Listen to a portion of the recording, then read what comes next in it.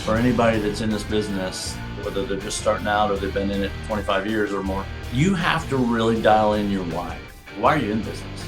And why are you doing what you're doing? And then you get into the what and the how. And the why causes you to really come up with a mission statement and your values. So mission, vision, and values. You have to have that dialed in. Hello, everyone. Welcome out to the PMP Industry Insider Podcast. We take a look at what is changing in the pest and lawn industries, and we take you to the front lines to those that are driving those changes. I'm Donnie Shelton, owner of Triangle Home Services, which has Triangle Pest and Triangle Lawn. And with me is the self-proclaimed AI accountant of the pest and lawn industries, Mr. Dan Gordon. Dan, would you like to say good morning, introduce yourself, our guests, our sponsors, our topic? Sure. And I'm pretty sure that's all you can remember, but so I don't want to overload That's why you. it's all written down for me. Let me introduce the topic and guest for today. The guest is Dean Burnside, president and owner of Good News Pest down in Florida. And his topic is building a purpose-driven company. Actually, it's our topic with him. And let's hear about our sponsors. So anybody who is interested in marketing or growing their business, Coalmarch. That's coalmarch.com/podcast. Get a free month if you go to that site. For over 40 years, PestSure has been protecting pest control companies with specialized insurance safety programs. Nobody understands our industry better. So that would be pestsure.com. Voice for Pest, only AI-powered phone solution designed specifically for pest and lawn care. Learn more at voiceforpest.com/podcast. And one of our favorite distributor in the industry is Forshaw, leading family-owned and operated distributor serving pest management companies since 1961. And they have a pretty cool inventory management piece of software called Foresight. A lot of our clients use that. And we are so honored this year to pick up a new sponsor, PestPack by WorkWave. Running a pest control company means juggling a lot, from schedules and routes to billing and customer communication. PestPack brings it all together. Learn more at pestpack.com/PMP Industry Insider. We only have two more, Donnie. I don't know how much time we have left, but I think we're out. The first one is our peer groups. If you want to join our peer group, visit pmpindustryinsider.com/peer groups. And the big one, our conference. We will be doing the Industry Insiders Conference. Is that what we're calling it? Yeah, we're calling it. It's coming to Raleigh, December 15th. Ladies and gentlemen, 16th. the PMP Industry Insider Conference in Raleigh will be happening in December. In Raleigh. Dan, we hope that Dan remembers that we have a conference, that it's in Raleigh, and by the way, and that it's our conference. So continue, please. Okay. Yes. Well, no. It's going to be awesome. We just are putting the final touches on lining up all the speakers. It's going to be pretty amazing. So anyway, let's get started. So Dean is president of Good News Pest Solutions. He joined in 1996 when it was Macy's and bought out the founder, John Macy's, 2 years later. Today, the company has 50 plus employees and does more than $7 million in revenue, operating as a faith-based company. And welcome, Dean. Thanks, Dan and Donnie. It's great to be here. Really a privilege to join you guys this morning. Yeah, glad you're on. You're on. So let's talk a little bit. I think, Dean, the first thing I want to talk a little bit about is, obviously the topic is a purpose-driven organization. Can you maybe talk, we're going to get into how you got into pest control, but I want to hear a little bit about what that means for Good News Pest and really why it's important to you. Because a lot of folks, at least, and I don't want to be stereotypical and I don't want to be cynical, but I do hear this a lot, but very few people really make it part of what they're focused on. And I think for you guys, it's maybe a little different. Well, thanks for the opportunity to share the story. Actually, I was a fourth generation worship leader in church as not as a vocation, but as a calling for many years, and also had the opportunity to become a partner with John Macy in a pest control company. And so I really was searching for which path I should take as a vocation, because I was kind of invited to worship, to be the worship leader full time at our church for a paycheck. And I literally went to the woods and asked God, hey, what's my highest and best purpose for being on the planet? And he said, Dean, just like this, Dean, you will reach more people through the business than you ever will singing in a microphone on a platform at church. Just like that. As clearly as you're hearing my voice, I heard God say that to me in the woods with no distractions. And so to me, it's literally a life calling. I'm convinced that it's my highest and best use for being on the planet. So when I had the opportunity, then it was an easy choice. Oh, okay, I'll do that. I did buy John out, and a mentor and business and both spiritual mentor in my life said, Dean, now that you own it yourself, your business can be a platform for ministry. So that phrase just captured my attention because, I had been on a platform for ministry much of my life with a microphone singing at church. And so did my dad, and so did my grandfather, so did my great-grandfather. So I knew all about a platform for ministry in a church context. But I said, wow, that's I need to know more about how to do that as a business. So really the inspiration came from what I feel like is a life calling and not just another way to run a business. So tell me about how you got into the business, to even get to that choice, pest controller. Well, when I graduated from college, I went into commission sales opportunities, had several over about an 8-year period, probably had 8 different sales jobs, looking for the right thing to plug my skill set into. And one of my best friends I played a lot of golf and tennis with owned a pest control company, and they were expanding their service offerings to include lawns, which they hadn't done before. And they had about 3,000 customers for pest control and termite. So he's told me that he was going to do this. And I said, well, how are you going to, let your customers know? How are you going to sell it? He says, well, if I could meet with them all face to face, I think I'd get quite a few of them to let's do it. I said, well, I do too. However, you couldn't meet if you met with 10 a day, you couldn't even see them all in a year, and you can't even do that. I just said, do you need some help? I said, because that literally sounds like shooting fish in a barrel to a sales guy. Yeah. Like they already know you, they trust you, they already use you for other services, they send you money, and now you're just going to say, hey, can we do that too? I said, I don't know a thing about lawns or bugs or turf, but I could sell that tomorrow. And so he invited me to come in and start selling that, and that was 36 years ago. The rest. So that was John. So you guys were No. roughly, or that was his. That was the company he worked for 14 years before he launched out on his own. Okay. Wow. So I basically became John's replacement at that company. And then years later, several years later, about 6 years later, the circle of life happened, and John contacted me and said, hey, I need some help growing this company. You've done a good job of growing that one. Come and help me grow mine. So that's how I got in. It was just a better sales opportunity than what I was selling, frankly. Yeah. Wow. So that's how you got started. Now let's go a little bit back to you said something that was kind of interesting to me, is that you could use your business as your platform, and kind of your, for ministry.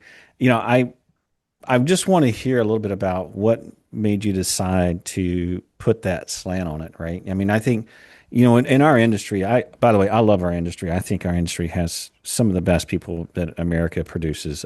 Just honest, good, hardworking people. And I'm not just saying that. I'm not running for office. I actually mean it. But the point I'm making here is that I agree. I really do, Yes. and I say that because I think there's a lot of owners who are faith driven, and I think that they want to do the right thing, and I think they're honest people, and they want to make a good living, and they also want to provide value, and I truly believe that. Now, there's, like in all industries, right? There's some folks who maybe not have quite as noble ambitions. However, those typically don't last very long. And I think when you look at a lot of the very successful, long-standing companies, there's a common pattern. And so I'm just asking, what drove that decision for you to make your personal faith part of your company identity? And then I guess the other part, which is, going public with it, right? I mean, letting Right, others know right. it. It seems like now, like, oh, we don't. I mean, listen, for me personally, anytime I want to have a nice, easy conversation, I bring up, politics and religion. I mean, to me, that Of seems to course. be Yeah, we all do. We all do. Yeah. right. So I'm just curious. I mean, because to me, it's almost kind of counterintuitive, right? So maybe just talk us through that a little bit. It's certainly a bit countercultural. But honestly, for me, it was a decision to be authentic and be consistent in the way I live my life. My faith drives a lot of the decisions of how I live, how I raise my family, how I worship. And so I didn't want to just be one guy on Sunday and be a different guy Monday through Saturday. To me, it was just literally an internal calling to be authentic, be consistent, and just live who I am every day, and including running the business that way. Now, what really opened the door to us being public about it, Donnie, is that I was in I attend a business coaching meeting called the C12 group, Christian 12 group, which has become a global outreach to. Well, we have friends who are in that group, but keep going. Yep. Yeah. So CEOs who have the mindset that they can run their business as a ministry, you gather once a month with a dozen guys and gals, and you lock arms and say, "Hey, how are we going to do this?" So it gives you some boldness and courage, but also is a council of advisors on the how. But one day at one of those meetings about 15 years ago, we built our business a lot around the WDO process, which very few companies do. Frankly, we have used that as the beginning of our marketing wheel. We do a termite inspection for a real estate transaction, and we try to make them a customer. But when we do that inspection, we say, "Hey, good news, we found termites." And everybody's like, "Whoa, whoa, why is that good? What do you mean? I didn't want you to find termites." Well, actually, you did. If you do want to know they're here before you close on this house, don't you? Because then the seller typically is responsible for the remediation cost, and you get an ongoing warranty. That's good news, right? Oh, yeah, okay, I get it. Or they'd rather hear, "Hey, good news, we didn't find any termites," right? So I tell that story around my council advisor table one day, and I was looking to change our name from Macy's Termite and Pest Control because of the department store giving me pressure for buying URLs with their name in it. Did you actually get contacted? Oh, yeah, I got a cease and desist when I bought Macy'sPC.com. What about John? He never went But through guess any what? of that? Guess what? I won and kept it against the big boy with a 150-year history. Oh Anyway, boy. so I said, we're really looking to change our name into something that's less focused on John Macy, who hasn't been here for 15 years or 10 at the time, I think. And a guy looks right at me and says, "Hey, Dean, sounds to me like you're always giving people good news. Why aren't you the good news company?" Just like that. And all of a sudden the ceiling parted and angels started singing and birds flying around the room. It was like, "Oh, we're supposed to be the good news company." So honestly, when that revelation hit through a friend of mine, we immediately said, "Okay, we're going to become the Good News Company." And that was 15 years ago. And that just opened the door to be very public about building a great business for a greater purpose. So here's one. I don't know whether you wrote this question, Donnie, but it really is. This is totally spot on. Many companies have mission statements and employees can't even remember them. And I know that because, what are some of the specific things you do to keep your mission alive and emphasize it with your team and also people outside the company, outside customers, Right. Vendors? That's a great question, because what we do, first thing I would say, is you just make it visible. As soon as you enter our office, you see our core values. They're on the walls in graphic colors. They're very prominent. Our vision statement is also very prominent. Our core values are, it's the good news way. And here's our 6 core values. They spell the word habits. So these are the habits that we're going to develop and live together with. This is how we're going to operate according to our core values, our habits. And then in our conference room, which is where we interview new coming potential prospects to work with us, our mission statement, our vision statement, our core values, there's even biblical references to those core values of where those come from. They're not just my good idea. I think they're inspired by our creator. And so make it visible. I mean, there's no mistaking when you walk into our office who we are because of what you see. So for me, it starts right at the hiring process, and you tell them your why right up front. This is why we're in business. We're here to build a great business for a greater purpose. And our motto, our mission statement is sharing God's good news while solving pest problems with green solutions. So right up front, what we're about is sharing God's good news. We just happen to be riding in this vehicle called pest control. So hang on, I want to pause you real quick because I actually want to know what this looks like as a customer. I have a quick story. Years ago, I grew up in Western North Carolina. This is when my daughter Marin was probably 5. She might have been 3. I don't remember. She was super, super small. We go back up to where I grew up. She's running around, falls down, puts her tooth through her bottom lip, right? Oh Just boy. just nails it hard. And I'm in the middle of nowhere. I'm like, there's no doctors. Like it's an hour drive to go to the hospital. So I got her in the back. We drive to the hospital. That's not really. They get us to an urgent care. She gets sewn up. Everything's good. Life's good. Monday morning. This is on like a Saturday. Monday morning, I get a phone call. We're praying for you, Donnie. Hoping Marin's okay. That was the urgent care, and I was like, "Whoa!" I was like, so I'm just curious, like, what does this look like to the customer? I mean, do you guys roll in and be like, hey, or is it more of just like, here's our name, and if someone asks, there's an opportunity.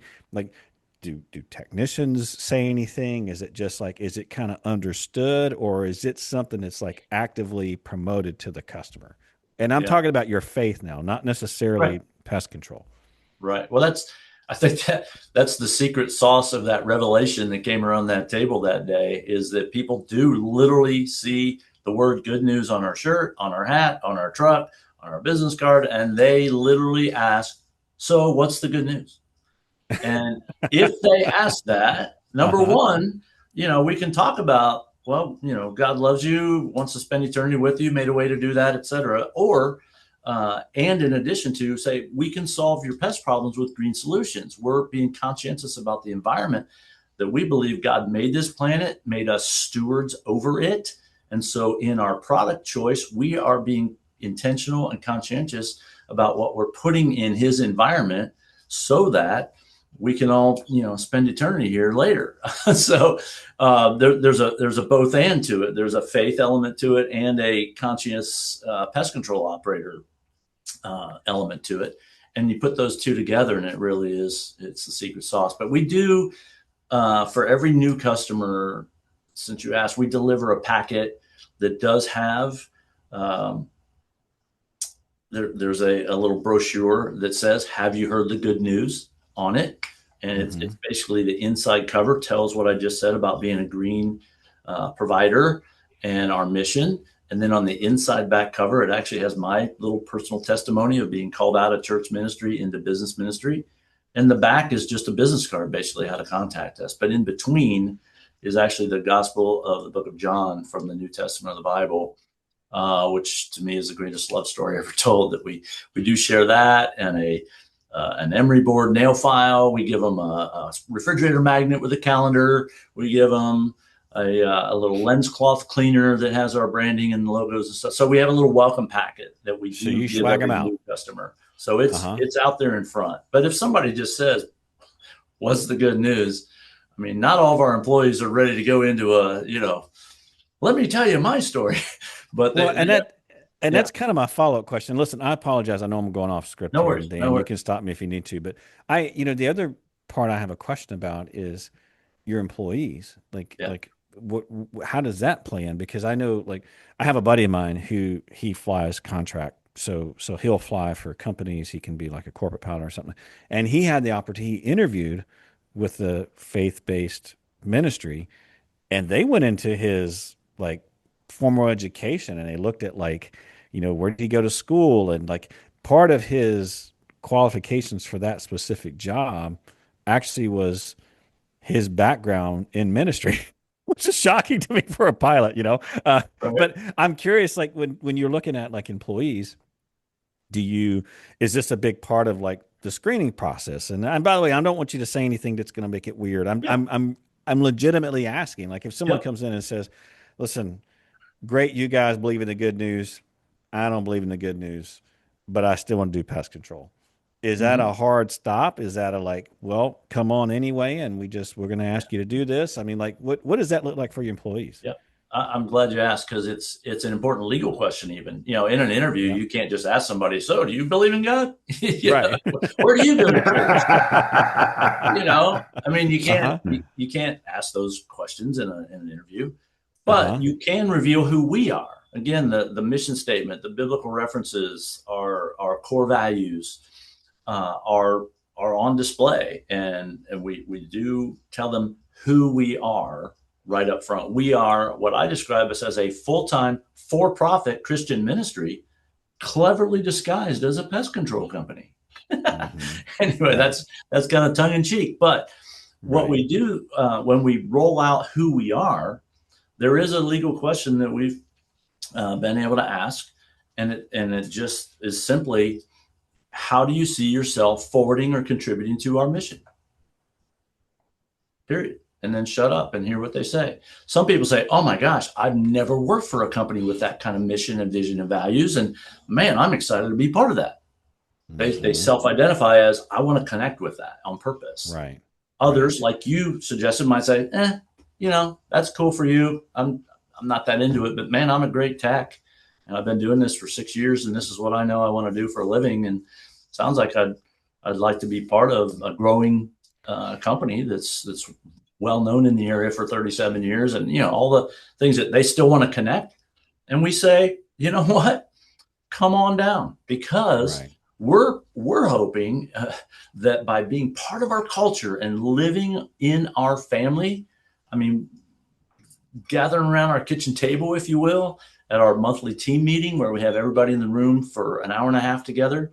By the way, we have a full-time pastor on staff. We refer to him as our culture coach. Um, but Is he that a full-time job? What else does he do? absolutely he counsels people. He's Wow. available for 50 uh, employees or more. Yeah. prayer. He's available to visit somebody in the hospital. He's clergy can get in a hospital where I can't. Hmm. He even visits with customers that we know. As guys are out doing service, they see somebody with a cast on their leg and they say, "Yeah, I'm laid up for the next 2 months. I can't get out of this chair."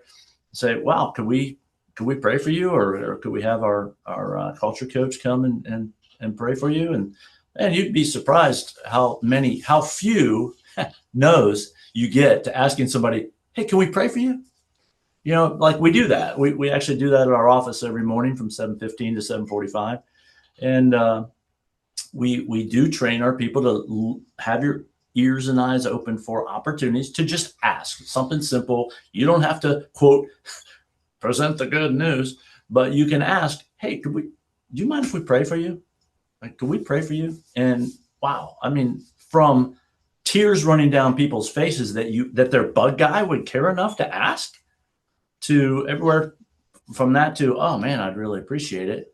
I think literally twice in 30 years have I heard somebody say, "No, that's okay. You don't need to do that." We Literally don't need twice. it. We're Yeah, good. never Yeah. mind. Never mind. Things are So really good here. So I'm so good. just to recap, it's not so much about filtering them, it's about filtering yourself to the other person, I think is what if I'm kind of reading between the lines. And I think that's a great approach, right? It's not like Yep. you're putting it on them. It's like this is who we are. Do you want Yep. to be a You want part to of be it or part of it. not? Right. Yep. Yeah. And And I and think that's a good approach, I guess is my well, point. thanks. And we've honestly had, I mean, we're definitely in double figures over the years of how many people have come to the table saying, "I'm not about that. I don't go to church. I wasn't raised in church, and that's not a big part of my life at all. But I appreciate who you guys are. I appreciate your values, and I don't have any problem with it. I'm just not connected like you are." Right. And guess what? Over time of being part of our culture, several have made that connection, and that's a big win. Got it. Got it. Got it. Got it. so let me ask you a less important question than a pest control question. You say Green Solutions. Are you Yeah. organic organic or what? Tell me about what Green Solutions are. Well, Dan, as you know, the word organic is problematic That's why I by asked. definition. Right. So Well, hang on. If you're using plastic, you're not wasting trees, There you right? go. There you go. But if you're using and if you're using trees, you're trees, you're using trees. I mean, come on now. It's like, I mean, what we're, anyway, I just laugh, but keep Yeah. going. Yep. Keep going. I mean, we actually, when we went green in 2006, by the way. At the same time, we went to a triennial service model, which we were the first one in our area to go do triennial service. We've been doing it for 20 years. But basically, Oh, he's got a lot of questions on that one. yeah, we use the word green more than we use the word organic. We really try to stay away from organic. Right. But the just the mindset is we're being good stewards of the planet that we live on, and we want to make choices for our customers. We're the doctor, they're the patient. We've done all the research, we've got the degrees, and we're recommending to them this product mix to solve or maintain their pest problems.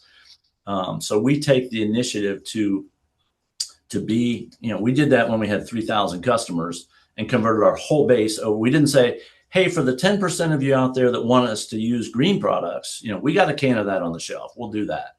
No, we literally shifted our entire 3,000 customer base at that time to a green model and took that initiative saying, this is what we're going to do for everyone now, not just those who raise a hand and say they're interested. So now we're I don't know, we're at 13,000 some customers, and Wow. that model has really been a driver in our area. We're in a coastal resort area. Sarasota, Florida is paradise to a lot of people. We've got the #1 beach in the country, et cetera, et cetera. So people are very environmentally conscious here. It's a thing in Sarasota, maybe more than some other places that are listening. So when we made that shift, we saw this green wave coming and we wanted to be on the front end of it. So Right. 20 years ago, we made that decision, and only scheduling 3 exterior services a year versus 4, it was part of that decision that we're going to put out less into the environment and trust that we're still going to get the control that the customer needs and wants. And it's worked. Got it. So let's transition a little bit now. If there's folks out there listening and they're interested, they're like, hey, I actually want to kind of fall on this path a little bit where I'm more open about what I think, or more open with my culture. What advice do you have for companies who are looking to grow and really, make this kind of part of their culture? And I know those are 2 loaded questions. I mean, triennial, listen, there's been a big debate about triennial. I'm not going to get to it now because there's just, and by the way, and I'm a fan of triennial. I am, but there's also, there's other issues as well, but we won't get into that now. For now, it's just, but I think more about if someone's listening to this and they're like, yeah, I'm actually interested in putting more, of my values into my company, and then ultimately leveraging it to, I mean, in your case, you're saying it's a ministry, which I don't disagree with. I'm just, what advice would you give people who are interested in that? Well, the classic Simon Sinek answer is start with why. For anybody that's in this business, whether they're just starting out or they've been in it, 25 years or more, you have to really dial in your why. Why are you in business? And why are you doing what you're doing? And then you get into the what and the how as a target. Simon talks about the why being in the middle, then the what, then the how. So and the why then causes you to really come up with a vision statement, a mission statement, and your values. So mission, vision, and values. You have to have that dialed in. I can't emphasize that enough. And what's funny, a lot of people that advise people how to come up with mission, vision, and values talk about your mission statement should be so simple that #1, everybody can say it. And #2, it can either fit on a bumper sticker or a t-shirt, right? It's really hard to do, to craft a whole mission statement and get it into a t-shirt or a bumper sticker. Mm-hmm. Well, we just did it last year. So our statement has been, sharing God's good news while solving pest problems with green solutions is our mission statement. But we dialed it down this year. Ready? Love God, kill bugs. Love God, kill bugs. And we literally do have T-shirts with that in 4-inch letters on the back. Great. Love God, kill bugs, man. That's what we do. So that's the start. To me, that's it's even on our website. When you open our website, the very first line says "Love God, kill bugs." That's great. Mission, purpose-driven pest control. That's The other thing is, and then of course, after you have mission, vision, value, then you start branding and marketing around that identity. You know, I think I don't know. I've heard Donnie Shelton's pretty good at this kind of stuff, but that's important that you start branding and building your identity around your mission, your vision, and your values. The other thing that Jim Collins' book, Good to Great, that I read many years ago, has a principle in it that stuck with me called the hedgehog concept. Mm-hmm. Hedgehogs are a funny little animal. They don't do anything really well. They're cute, but what they do, one thing that they're the best in the world at, and it's self-protection. If they're threatened by a fox or some other predator, they curl up in a ball and they have spines and they protect themselves. That's about the only thing the hedgehog is good for. So Jim Collins uses that principle to say, listen, what do you think you can be the best in the world at, or the best in your area? Let's dial it into a more of a regional thing. What can you be the best at in the pest control business? And then, do you have a passion for it? I mean, is this something you're passionate about? And then the third thing is, do you have an economic driver? Is there a way to make money doing that to support your passion and your hedgehog, your what you're best at? So that principle, where those three things converge, he calls it your sweet spot. Mm-hmm. And so what we've done is we've figured out that we can be the best at green pest control, termite control, and rodent control. Pest, termite, rodent. Pest, termite, rodent. That's our three-legged stool. And a three-legged stool is more solid in the realm of physics than a four-legged stool, by the way. It's the most stable structure. So we really, what I would recommend to people is find your hedgehog, find your sweet spot, and don't get distracted by all the other shiny things that come along. Right. Like, oh, we have this customer. What else can we do for them? Now, that's not bad thinking. And that's how I got in the business. The company I got in with said, hey, we're going to add lawns. Guess what? We're never going to add lawns. Anyway. But you have the problem is it becomes boring, right? So you're looking for new, but making money and running a great operation is not boring, but it can be, I guess. Right. But to me, that's been kind of sage for us. It's like, no, let's really own that. And of course, we've added some other service offerings. Sure, we want to do more for our customers, but if that means mosquito control and we can do that in a green way, well, sure, that fits our model. That's still pest control, and it's green the way we do it. And something like attic insulation with boric acid in it. Boy, that's an added service at the end of a rodent exclusion. There's a bunch of, feces and urine up there. Let's put a layer of cap of new insulation with boric acid. Oh, that's considered green and even inorganic. So we added that type of service, but it's still within our hedgehog. It's still pest control, termite, rodent. I mean, the insulation is even labeled for termite. So I would say that the last thing I would say regarding somebody, we adopted a goal achievement system called the 4 Disciplines of Execution. Chris McChesney wrote a book years ago called, it's abbreviated 4DX, 4 Disciplines of Execution. And the main principle in that is that you can't have 6 or 7 or 8 goals this year and think you're going to hit them all. One wildly important goal, maybe 2, but one, dial in, figure out what's the one key metric that you can measure that will move the needle. If that needle moves, all the other needles will move with it. That becomes your wildly important goal. And for us, we have figured out that it's our net new customers every month. Net new customers means the sales team is involved in loading the funnel from the top. The service team is involved in retention and closing the back door, so we retain those customers. And then customer service is the central nervous system in the middle that makes all that coordinate. So a net new customer metric involves everybody in the company, not just the sales stars, not just the great service techs, not just the killer CSR that handles the phone better than anybody in the world. No, it's a full team effort, and you end up reaching that one goal, and everything else flows from there. We've done some really creative things to incentivize that I won't go into now unless we have time. But so those are the three things I would say. Start with your why and dial in your mission, vision, values. Find out your hedgehog concept. What can you be the best in the world at? You're passionate about it and you have an economic driver. And then use a system. EOS is another great one from the book Traction.